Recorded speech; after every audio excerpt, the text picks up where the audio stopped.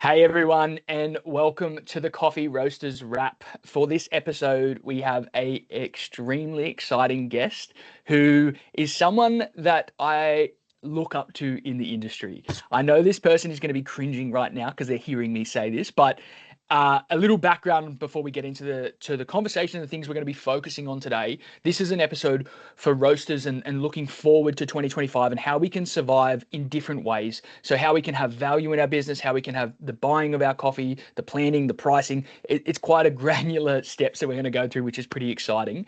But this person for me was the first time as a baby coffee professional where I knew that there was a human who roasted coffee. So you'd hear back in the day, I would hear like a brand like Campos and Toby's Estates and all these different brands roasting coffee. And I remember an article, I think it was Bean Scene at the time, was like Anne Cooper, the coffee roaster. And I was like, oh, it's a person. There's a human who does this. So for me, Anne, it played a massive role in me getting into coffee, getting into roasting, and inspiring me to be there. And I've been lucky enough in my journey roasting to now get to meet Anne and to call Anne a good friend. So I'd love to introduce you guys all to our guest today, the amazing, the one and only Anne Cooper. Thanks for joining us, Anne. Oh, thank you so much for having me, Caleb. And you're too kind with your lovely words there. But I'm just honest, dude. Anne's sick of hearing this because every time I talk to her, I still pinch myself. Like oh, everyone has a coffee celebrity, and Anne was that coffee celebrity for me. So every time like Anne will reply to an email or a text message to me, I'm like, I literally still say it to my wife sometimes, like, Anne Cooper just messaged me. Like I'm a little bit no. excited because it's like it's fanboy moments of it. But I think it's important as well to like understand the role that you have played and you are continuing to play in our industry. And I'm super grateful to have you as a contact, as a resource, and someone that we get to work together on. So I'm Thank really you. excited to. Likewise. Yeah, really appreciate it. Oh, thank you, dude. I'm Yeah. really excited to be able to dig into these topics today. Yep. Me and Anne have worked on a few things together previously, but we have something really exciting that Anne's got coming up this year that we'll probably intro to start the session. But today we are going to be focusing on that survival guide. What are some of the things we can do? It's a podcast, so we can't take you through everything, guys, but we can really hit some of these top notes and we can give you some direction towards resources, direction towards ways you can incorporate some of these approaches and practices in your business to be able to best survive this kind of tumultuous time that we're all seeing. It's what, Friday the 7th of Feb, and we're crack the $4 Oh, USD mark. yes. Yeah. Yeah, The so next day after. Whew. I know we'll definitely touch on that a little bit later as well. But Anne, would you mind doing a quick intro to everyone about what you got coming up later this year and kind of what we're working on with Yeah, that particular absolutely. And event? yeah, thank you so much for, providing that wonderful platform to be able to talk about, this event. So I'm going to be hosting the Roast Magazine Roast Summit 2 days before MICE. Now, this is an event I've been involved in with Roast Magazine like since before COVID. And it was even like an event that I was running with Equilibrium Master Roasters. I used to call it Firestarter, and it was always the day before MICE, where it was a great chance. Everyone was in town, can put faces to names, all that kind of stuff. And there's always been a producer to roaster focus because there was always wonderful producers visiting, and it was a great chance to grab them, give roasters an opportunity to actually chat to producers and better understand, and ask questions from them as well, and just be in the same room as them and learn more. And so when I was attending Roast Summit last year in Portland, I just remember sitting there just going, I just love the wonderful feeling and spirit of, networking and support amongst roasters that's at the event. And I wanted to bring that, down to Australia. And I know that Connie at Roast Magazine was thinking about, ways to expand, this event globally. And I said, hey, do you want to have a go at running it in Melbourne this year? And she said yes. Pretty exciting. I'll never forget the meeting when they said, yeah, we can make it work. And That's so cool. we started planning it, sort of like October last year, started to promote it. And I guess, we really want to tap into that because I know that, we've lost a bit of that spirit. There's no longer like a roasters guild, with there's the balloons with The balloons. yeah. The balloons have scared my dog as well. Sorry. There's no, there's those Roasters Guild events are kind of dropping off, with SCA, where we would all go along and, learn from each other. There's lectures, hands-on workshops and all that kind of stuff. And so I wanted to try and, bring that, to the Australian market, and Australian roasters, and a little bit of like what I was doing with Firestarter, and bring it together with Roast Summit. And so there's going to be a day of lectures. And again, there will be producers present. There'll be an amazing panel of green traders. Every opportunity to, ask questions, get solutions, talk to the right people. And then the second day is all about hands-on practical workshops, where we're going to be learning more about the CVA, the new cupping system, putting that into practice. There'll be roasting. There'll be, workshops with yourself on, learning, great practices with planning and green costing. All sorts of fun activities. But the idea is just to create that networking opportunity for roasters to chat with other roasters, ask questions of each other, get support from each other, and really help us through this already pretty crazy year. Yeah, we started with a bang. I think one thing that got me really excited when Anne first reached out and was like, "Hey, we want to do the Roaster Summit in Australia," and I was like, "Amazing! Like whatever we can do, I'm excited to be involved," because I think there's this the thing we have struggled in the Australian community traditionally is the community of roasters actually supporting each other and talking to each other. We've been in a highly competitive mode for a very long time. That we haven't given each other the support. We've only competed and kind of pressed against each other. So I think at the moment, and I'm communicating it constantly, and we're kind of pushing out the message of communication is going to get us through. So talking to our suppliers, talking to our cafes, talking to our retail customers, like communication is how we go through this. But it's the same thing that we have to communicate to each other. Like we're going to touch on it a little bit later, because Anne and myself were talking about this prior to the episode, so I'm really excited to get that in there as well. But it's really about, as a coffee roaster and maybe as an owner operator, as a smaller company, you and your roles in those companies are under new pressures that you haven't had to deal with before ever. No one's ever had to deal with these pressures. It can feel really isolating. It can feel really scary. It can feel really intense. And it's important to know that you're not alone in those pressures. And incredibly overwhelming. Exactly. So we want to touch on that more, but that's a big thing for the Roaster Summit, is having people come together and having that kind of unity and community to be able to lean on and go, oh yeah, I'm not the only one dealing with this 60% increase on my blender costs, or, like we can understand those things together and maybe learn some tips and tricks about communicating to people. We can see some examples from professionals about how they've done planning, how they're increasing efficiency in their roasting production and things like that to really make this difference. So I'm so excited about that. But I think maybe to kick off, and like, as roastess and roaster extraordinaire, I think it would be really cool to see from yourself some examples or ways that you're seeing efficiency being able to be adopted in roasteries, and ways that you're helping the roasters you're working with and clients about, at the moment, we can't afford inefficient roasteries. So what are some of the best tips and ways that you're seeing roasters become really efficient and cost effective in production or management of that? That's a really interesting point, because actually, something like this actually, I would say, probably started during COVID. And I know I was in a similar position myself with the roasting that I do at Project. So for those of you sort of out there as well, with my consulting and training, I'm still actively roasting, and it's only small, but I'm still in touch with what's still on the tools. Still on the tools, which is really important, that I'm, in there and well aware of what's going on. And I'm dealing with the exact same situations as everybody. And I would say it's about breaking the rules, or whatever the rules, that we've been told. And I love to hear that. Yeah, no, it is. And it's things like, I would say we've all had to consider roasting efficiently in the sense of challenging batch sizes. So I know in COVID I had, the proposition, well, we weren't allowed to be out and about as long as we would normally have, been able to, because of all the lockdowns. And so I was just told, how can I roast as fast and efficiently just go in, get out and not be, out and about. And so that meant considering full batch sizes. And I know there's a little bit of hoodoo about, don't do full batch sizes, but you 100% can do full batch sizes. It just depends on how you want to roast. And I know, of course, can your machine do that for you? There is absolutely nothing wrong with, doing that. And I think we need to break down that idea that doing full batch sizes is a bad thing. It's actually not. I think that was potentially, from my experience of that, it was the luxury we had.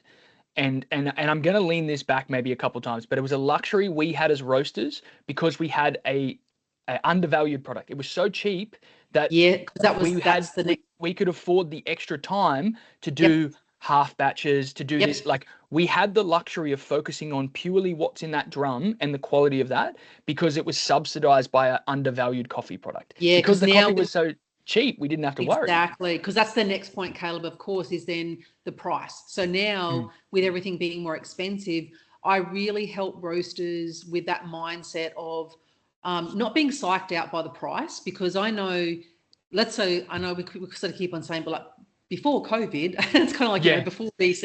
It was a seismic event. Like, it's fair to say before COVID, because that was when this started. From my perspective, that was when I was like, we've got to start talking about these changes. Yep. And so definitely with that price mindset of, you do get a little bit psyched out, by the price, thinking, oh my God, this is a really expensive coffee, I have to treat it differently. Whereas now we've got these blenders that are now sitting at specialty, potentially even higher prices. And so we can't let that psych us out, basically. And so really helping roasters stay really grounded with their thought process. They're still approaching the roaster with a really clear, decisive mode of, this is my, whatever blend roast. I've got to do X, Y, Z, to achieve my particular end result.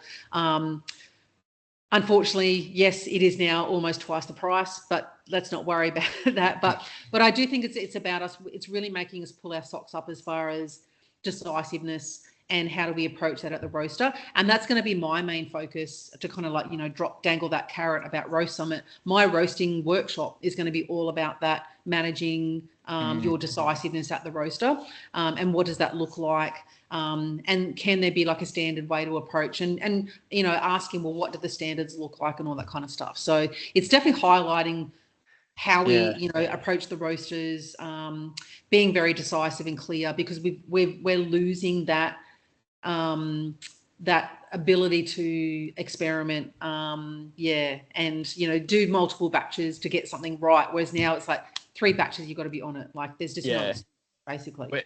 We're losing the luxuries of what we have. And I think I love the mentality you have about, we're breaking the rules. We're all breaking rules that were never happened before. Oh, for sure. Yep. And this is something that anyone who's followed any of the stuff, I talk about this a lot, but we don't have the same we don't have the same structured education systems as other industries.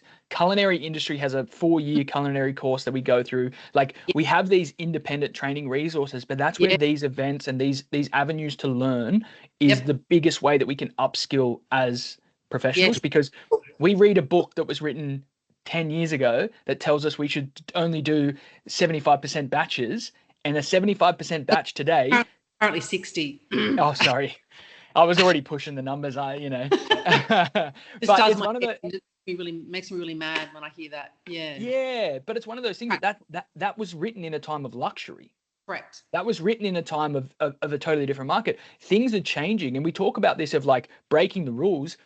The big thing that I'm going to say to a lot of roasters is, you're not going to have the opportunity, majority of roasters in Australia, to taste a lot of your coffees before committing to them in 2025. And that's a reality that we have to come to, because it used to be the reality of, hey, send me some samples. Hey, you send me some samples, and then I've got 25 samples sitting on my bench. I'll get to. and we were slow on it. And it's like, that luxury is not there anymore.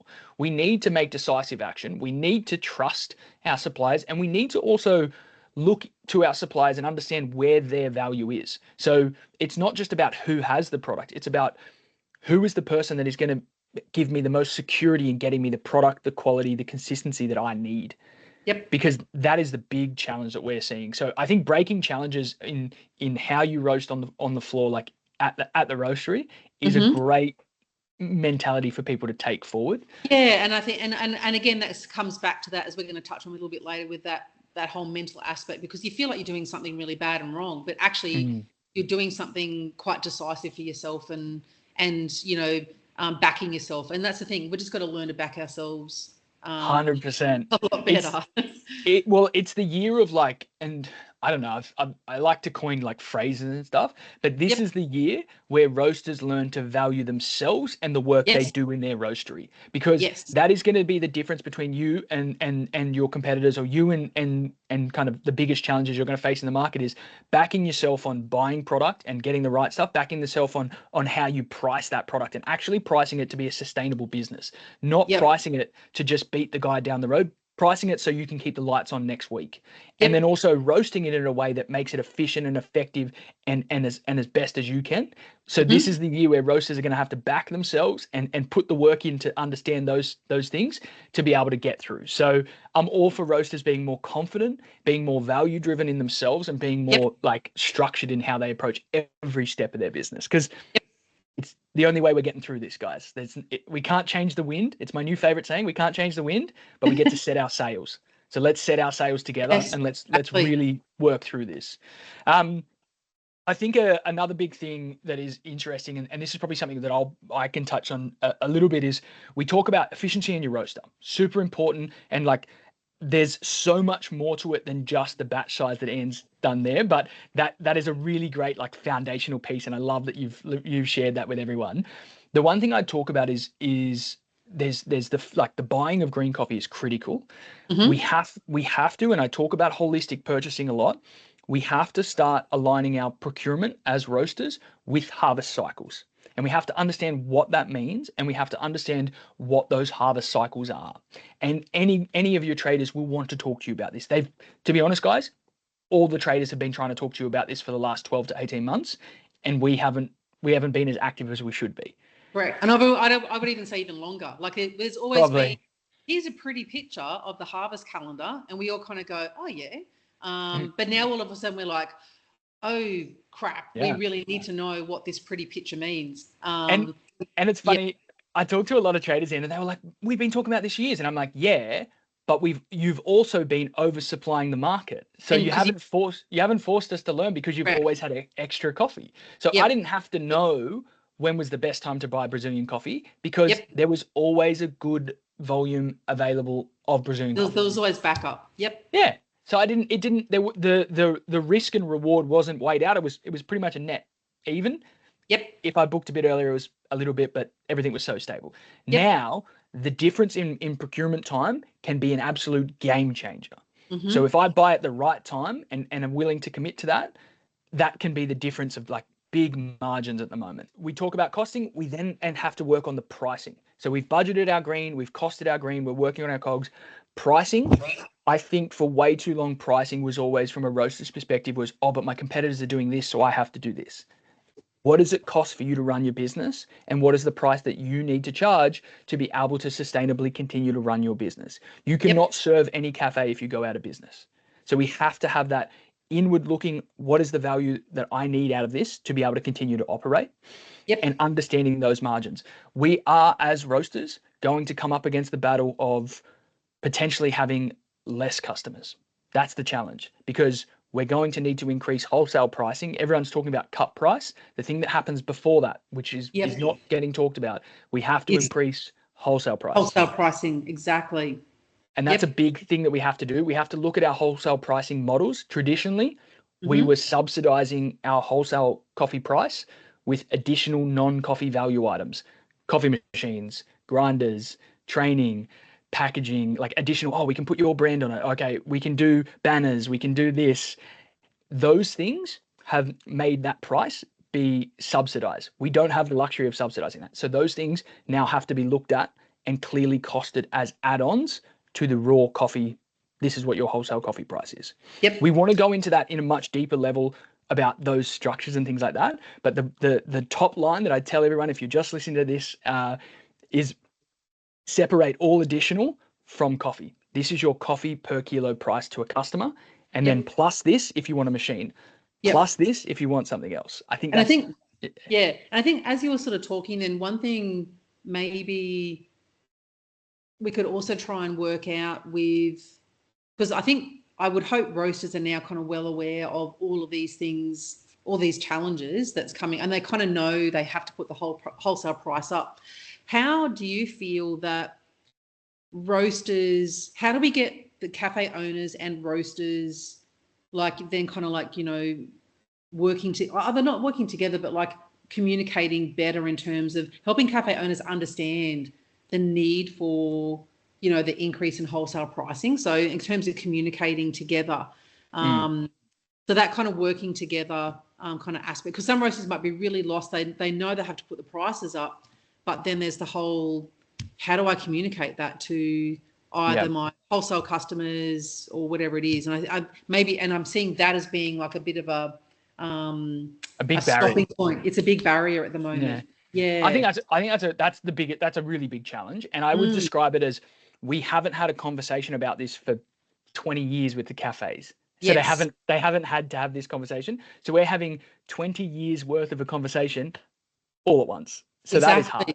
Yep. And it's one of the things that we have to talk to them. And the best resources I can talk about that is, let's actually talk about it as if it's, we're going from $30 a kilo to $40 a kilo wholesale. Let's take that as an example. That looks like a 25% increase. Boom. That's crazy. That's scary. That's intimidating. Bring it back to a cup size. Exactly. Let's bring it back to a cup size and go, guys, cup price increase. That takes your per cup from this to this. And starting the conversation like that helps them. Giving them ways that you can add value to them to be more efficient in their bar. Okay, this is how we're going to do. We are putting the price up, but by doing this, this, and this, we can help you waste less in bar. Because it's the same way you were talking, Anne, about we can dial in the roast and waste all this coffee roasting.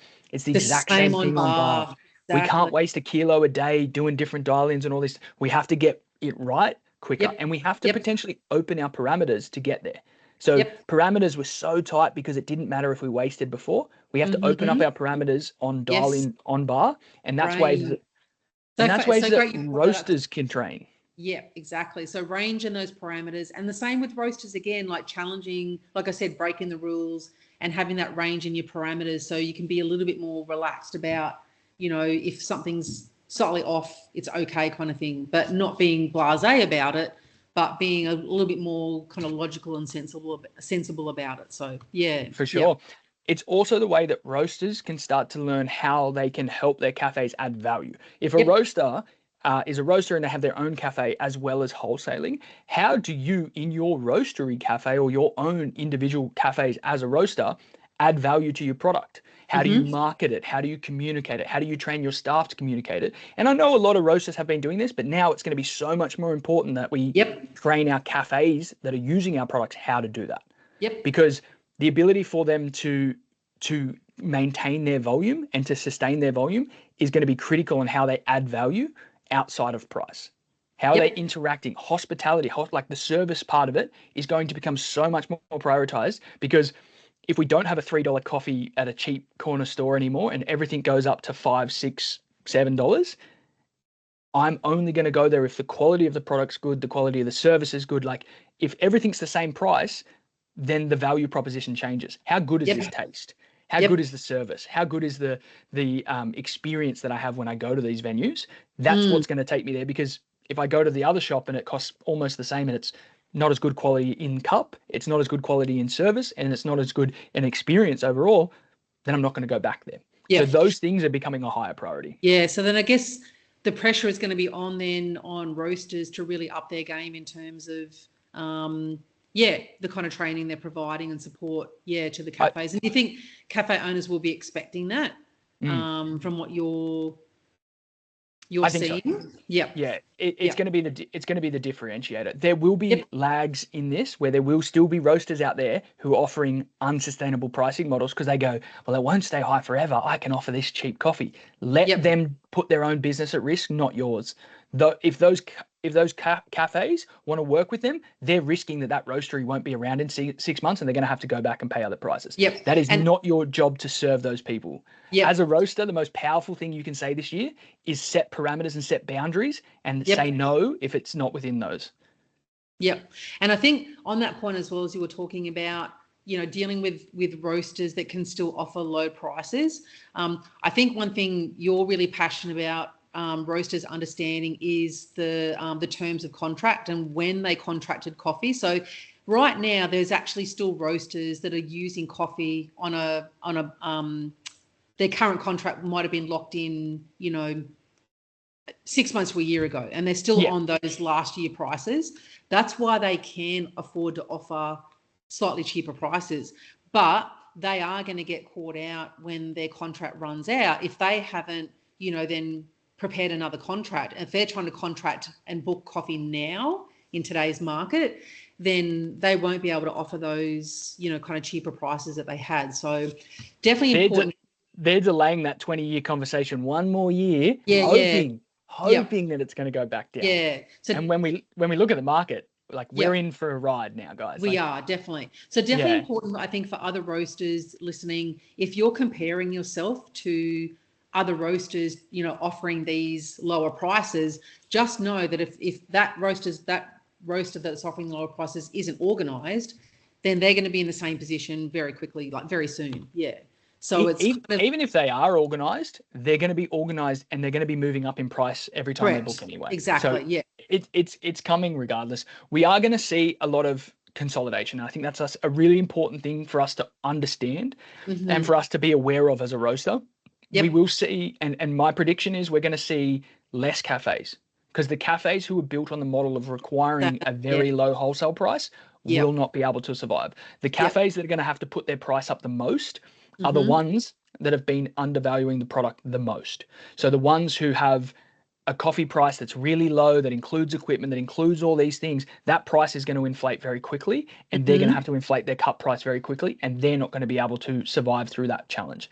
So I think we're going to start to see, we lost the big accounts. So it was traditional where we'd have real big accounts and there'd be like a couple of them. And then in the last maybe, 5 to 10 years, we saw it trickle down and have lots of, 20 to 30 to 40 kilo accounts, and not as many big hundreds and 80s. We're going to see that consolidation come back. And this is the opportunity for you as roasters. We're going to see the opportunity for you to know in your customer base who are the ones that are providing the most value to their customers, and how can you secure your relationship with them? Not through price, because that's not an option anymore. Secure your relationship with them because they're the ones that will gain and become the 50s, the 60s, the 100 kilo accounts again. And I naturally see it going that way.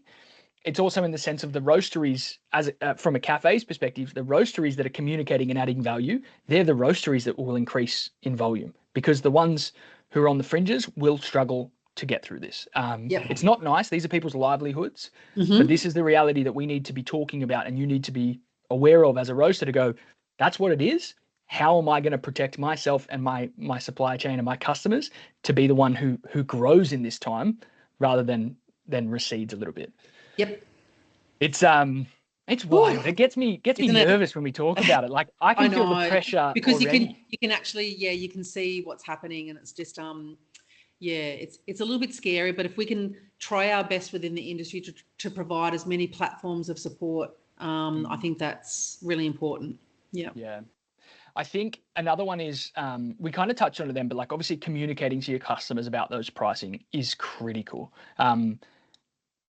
It's something that I always talk about, and me and Anne are talking about it all the time, is communication is literally so crucial right now. You need to, and let's look at it as we go through the supply chain, and I'd love to get your perspective in the middle there, but like, from the start, if I look at it, we have to communicate earlier, clearer, and with more like conviction to our suppliers about what we need, when we need, and why we need it.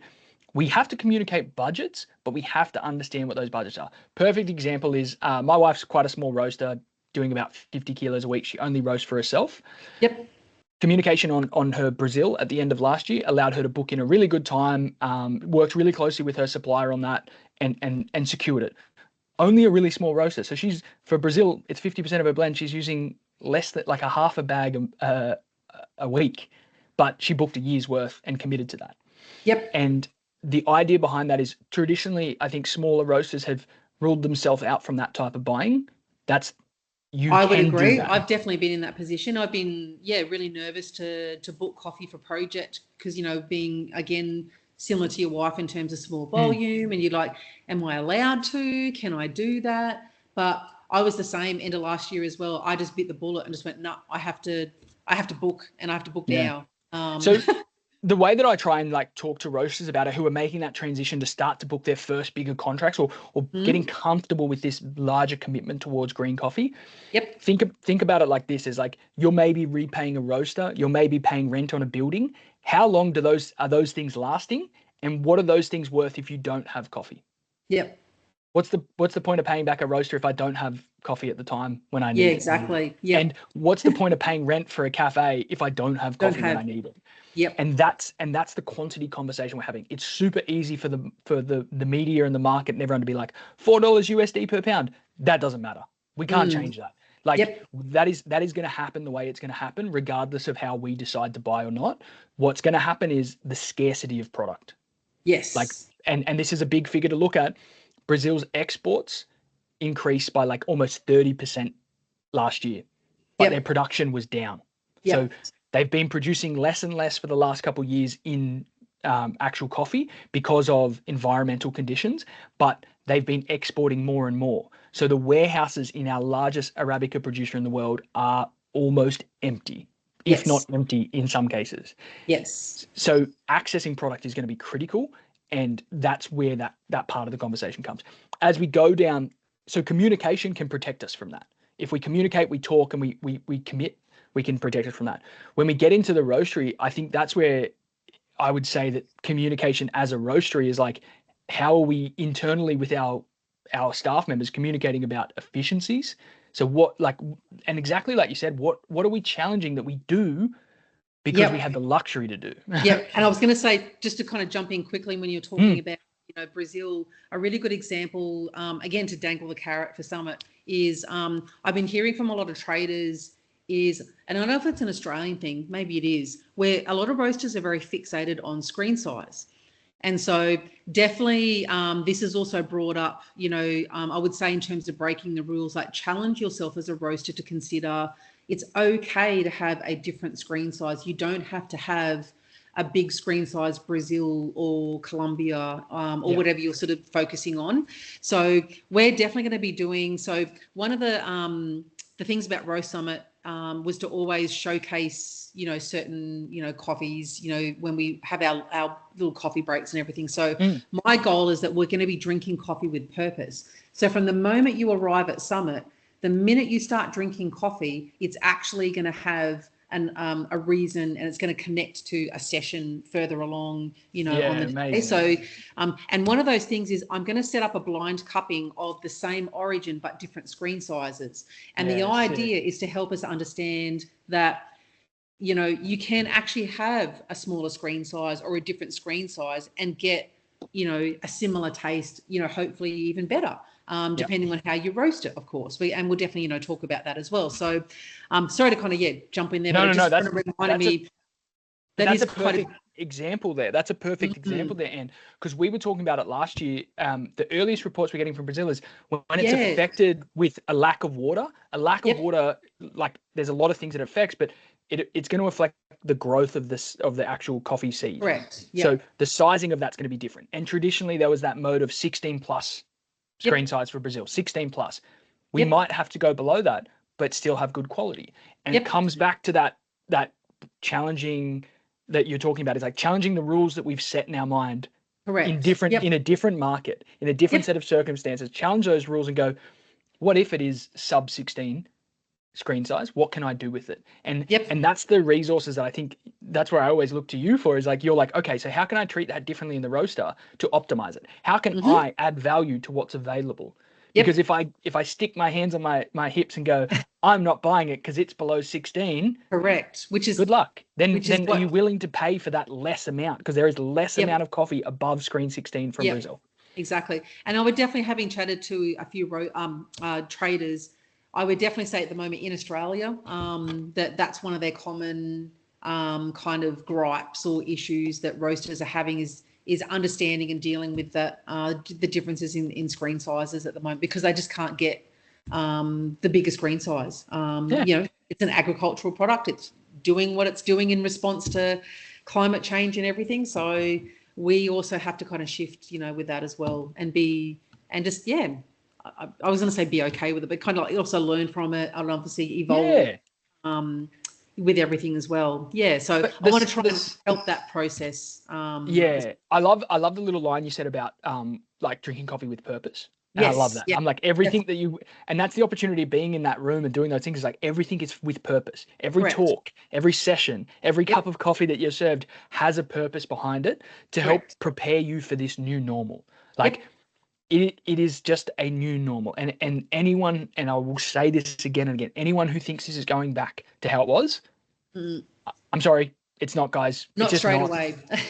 No. But even so, like the timeline for this ever to change isn't going to happen. We were constantly battled on a producer end of value for them to continue to grow coffee, value for them to continue to get workers, to even pay those workers because it wasn't worth it. We are constantly challenged for that. This is a new baseline right now. Global coffee inventories have been drastically cut so much. They're going to take so long to refill. We have emerging markets that aren't waiting. Like the largest growing coffee consuming market in the world is in Asia. And they're training the whole new audience on how much coffee costs and what they're willing to buy it at. We've seen Luckin do its deals at 286, and everyone thought they were crazy. They're like, oh, you're paying that much, $1.4 billion US worth of coffee at that price? Crazy. That's a great deal right now. Because exactly, if those tariffs did go through on Colombia would be like, that's okay. We'll go to the Asian market. Exactly. But it's the fear of uncertainty in trade that we're seeing from things like those trade. Like we're in the early stages of trade war right now, and that's not a nice thing to say, but I think that's the reality we have to deal with. But in line of that, we're in the early stages of it, and we have to understand that, okay, those tariffs didn't get put on, but I highly, like, it is naive to expect that they're not having to account for that. Because now they're accounting for that instability as a producing nation. And this is like a singular example, but Colombia is its largest like export partner is the US. And they've just said, hey, we're going to reset everything. And nothing has landed, and it still stayed the same. But that is so much risk for them to rely on. They're going to have to count that into their costing and the way they price product. And that's partially why we see these booms in market. Like it's just that volatility. But I think when you were talking about screen size, that's communication. Instead of just telling a supplier, I need 16 plus, ask them, hey, traditionally I get 16 plus, what do you think? And let them communicate and have an open dialogue about it. Don't have these fixed parameters that are going to be hindering your process of actually finding the right product. Yep, exactly. And that's the thing. I think, the biggest thing is that in general, our parameters are being challenged basically on every front.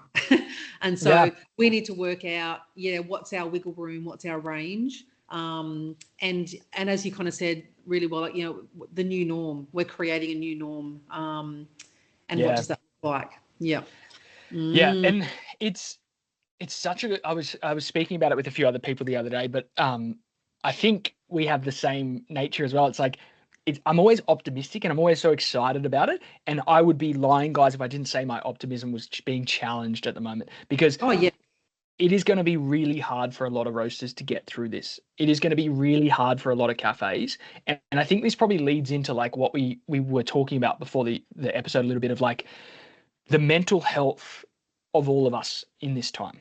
And it's like, we're talking about prices. We're talking about this, like, the pricing of the market is a big challenge, but all the things that impacts for us as roasters, as business owners, as cafe owners, even, is we our cups are always full. When someone goes, oh, you need to do more, and it's like, hang on, how am I meant to spend more time sourcing my coffee? How am I meant to spend more time like changing my production protocols? How am I meant to spend more time talking to my customers and servicing my customers? It is super daunting. It is definitely. It's definitely challenging, a lot of roasters in then, because it's making us reevaluate our business plan. Because we all got very comfortable, and now things have changed, and so we've got to reevaluate, see where we're sitting, and then from that we can then work out how do we then best communicate whatever changes we need to implement then as a result. But like you said, chatting to roasters even in the last week, I can feel the weight through the phone in terms of, or just when you change, you can feel the heaviness. And again, if we can try and help, alleviate that in any way, and kind of look at it as it's a great opportunity to. We can try our best to turn it into a good situation where it could be exciting to step back and actually work on your business and look over what's going on. What have you got a chance to improve and work on? It's one of those things as well where traditionally the mentality for Australian roasters, no matter the size, was it's a volume game. How much can I get? How many customers can I get? How much coffee can I sell? I think the new focus from that is like getting access to volume of green coffee is going to be harder. So it's more about what are the most valuable interactions for me to do, and valuable. And this is where it's like, we never like to talk about profit and margin, but what are the most valuable relationships for us financially to sustain? So how can we work with the best cafes in our offer list, and the ones who are jumping around, like I'm hearing, and I'm not sure about yourself, it'd be interesting, but a lot of roasters are getting new inbound leads. Cafes calling and being like, hey, we're looking for coffee, what can you do?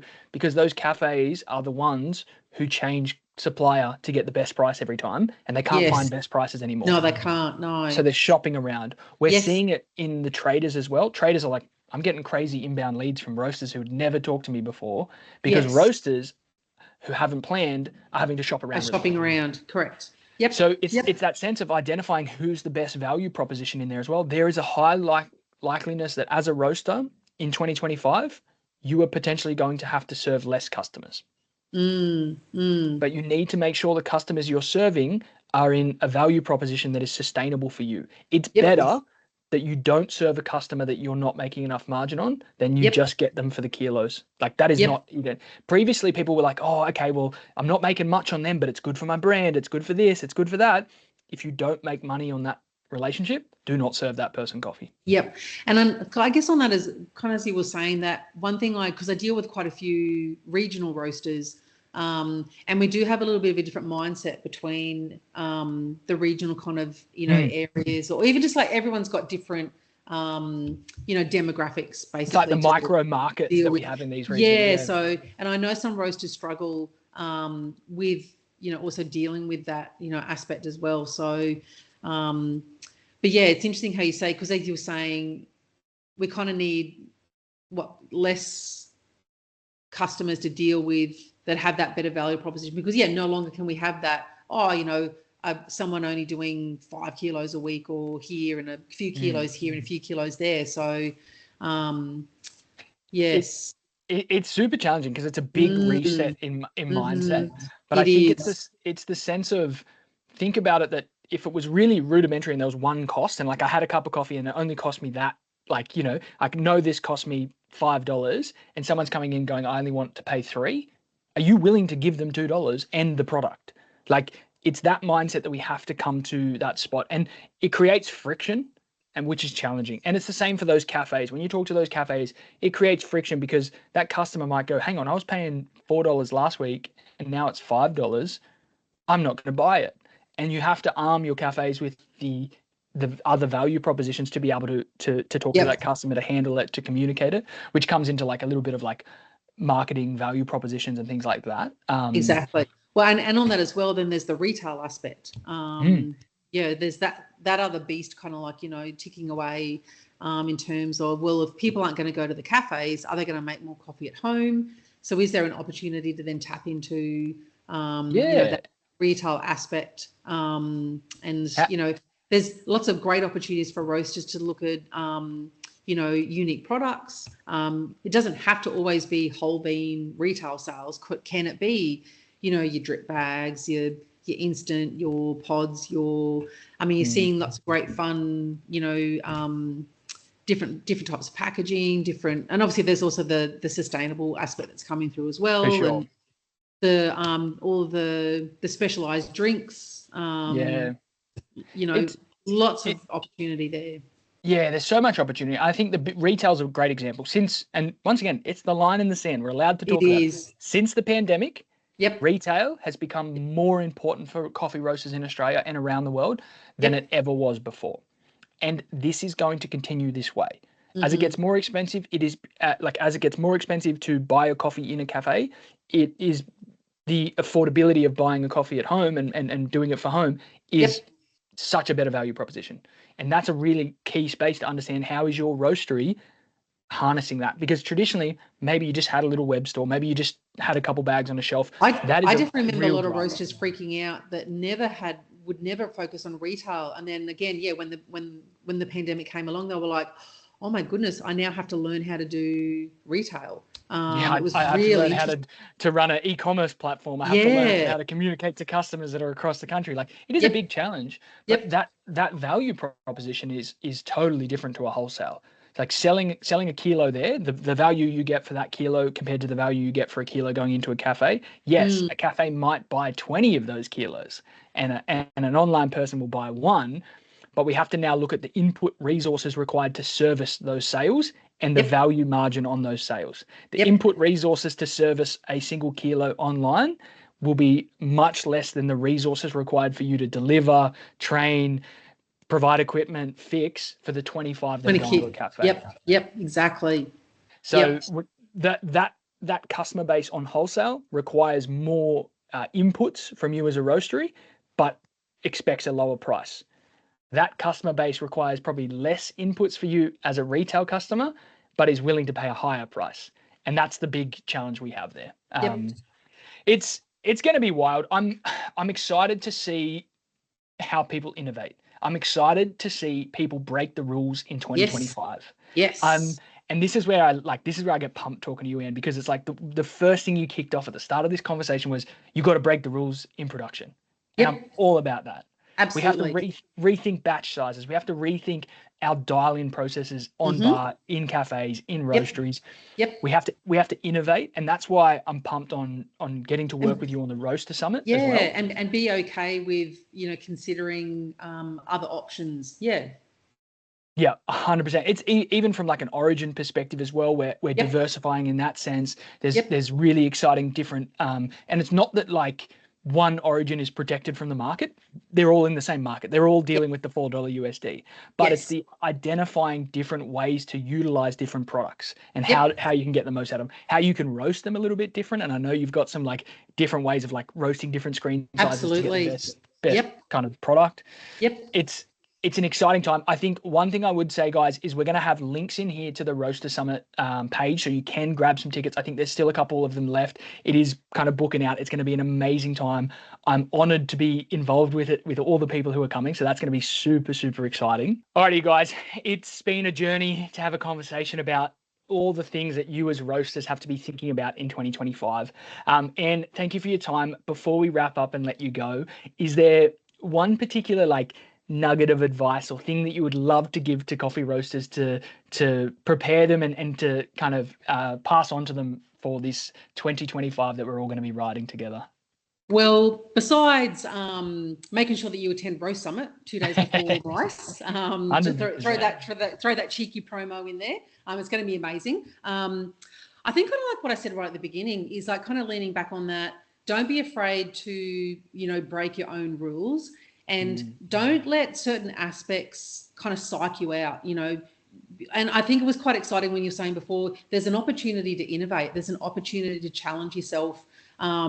It's super scary, and I know that feeling. And it's but just know that we want to provide that platform for you to have somewhere to ask questions, reach out, get support, because we are being expected to change, and that's a huge thing to just deal with. Because as you said, our cups are full already trying to deal with everything that's going on. But then, and when we're being sort of like expected, okay, now you've got to change everything. It's just like, oh, really? It's like, so daunting. I think it's just, it's very daunting. But just know that, there's support there for you. But don't be afraid to recognize that, that challenge and change and No, I think that's great. I think that's the amazing thing about the work that you do, the events you do, the resources you provide for people is you're giving them the tools to face the challenge, not Absolutely. like that's what if I have an MO of Anne Cooper and anything I've dealt with you over my career is like Anne gives you the resources to face any challenge that you're at. And I'm very passionate about helping roasters be decisive, trying to show them solutions, and always proving to them, whether it be through technique and taste. It's really important that it's all good and well to tell, people, what to do. I really want to make sure that there's proof. And I think that's super important. And that's got to be that underlying, yes, we can yabber at you for an hour on a podcast, do this, do that. But please be reassured that there's also a desire to help improve and support. Definitely. I think that's really important. Yeah. Yeah, 100%. Well, I'll make sure to pop all the links in there, guys, so you can go and follow Anne on social media.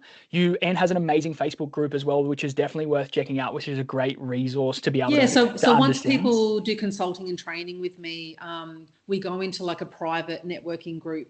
There's more than 500 people in there, so it's really cool. So if you attend the Roaster Summit, will you get to go into the group? I think we should. Yeah, I think it'd be a great opportunity. Yeah, I might have put you on the spot there. Sorry, Anne. No, that's fine. I mean, if not that, I was also, right at the end here, and it was maybe going to come up at Summit. I know we've spoken about it as well, as maybe dangle that carrot of how can we then create our own, Australian Coffee Roasters Guild that's really focused on supporting business, It's a business resource. It's not focusing on other aspects. And it's not about, I just want to sort of throw in there, it's not about causing trouble or going against, other organizations. It's actually about, we have pure intention of help. That's really an independent value proposition. An independent value proposition for roasters at an attainable threshold is correct. The way that I think about it. So Anne's got that group for everyone who works with her. It's an Equilibrium alumni group. Basically. Yeah. So that's an amazing group of like building connections and relationships that you can sustain no matter where you end up being after doing this work with Anne, and it creates community and culture. So like even the sense that like I was talking to Anne and we have a group which is just about green buying and things like that, to like advice about buying. And it's the opportunity that we're discussing, and Anne's given you a little insight to that. We're discussing like, is there a space we can all come together and be like, this is a kind of a roasters guild. We've had roasters guilds previously in Australia and around the world. People have seen them, but a place where we can actually just come together to discuss all of these different aspects in an open, efficient, and compoundingly valuable way. Because if we do it together, we can build. Market. Yeah, and focusing on the Australian market, because I think, having that kind of more international focus kind of hasn't really helped our community. Yeah. It's an opportunity in 2025 for us to band together as a roasting industry, to support each other, communicate with each other, and to find ways that we can survive through this. Because that's what it is. It's exactly this year. It's pretty wild. 100%. Well, what I'll do, guys, is we'll have all the links below. Thank you so much for your time, Anne. I cannot thank you enough. It's always a pleasure. Guys, as always, I want to touch on this at the end here. If any roaster is feeling overwhelmed or stressed or in a place where they feel like they can't get out, please contact. Like, honestly, please, if you feel comfortable to talk to us anonymously, I'm happy to talk to people about this. There is an amazing resource by a collaboration between Beyond Blue and the Australian government. I'll put the links in there for that. That's about small business owners being able to talk for free to mental health experts to actually understand these challenges. So it is real. You're not alone in what we're going through here, guys. There are resources. There are amazing people like Anne who are trying to give you the tools to work through this. But as the summary, break the rules, like back yourself this year as a roaster. Back yourself, be decisive. 100%. It's going to be the year of the roaster if we can work on those things. And it's going to be a really exciting year for us to go through challenges, because this is a year that every roaster has the opportunity to level up. And it's going to be hard, but we're going to try and help give you all the resources to get there. So thanks heaps, guys. Happy roasting, everyone. We'll see you all soon. If you're seeing this, give us a like, give us a follow, give us a share. It helps. Awesome. It helps a lot. See you at Summit. See you at Summit, guys. Take care, Anne. Thanks heaps. Thank you. See ya.